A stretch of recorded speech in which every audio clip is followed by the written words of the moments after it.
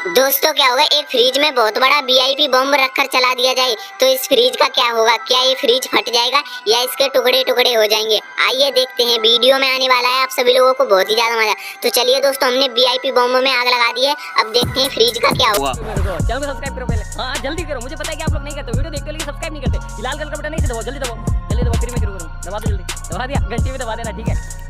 दोस्तों अब वो टाइम आ चुका है जिसका आप सभी लोगों को बेसब्री से इंतजार था। तो दोस्तों जैसे ही ये वीआईपी बम फटा, आप फ्रिज की हालत देख ही सकते हो, फ्रिज के तो टुकड़े टुकड़े उड़ गए। आप लोगों को मजा आया हो तो एक लाइक कर देना और चैनल को सब्सक्राइब कर देना।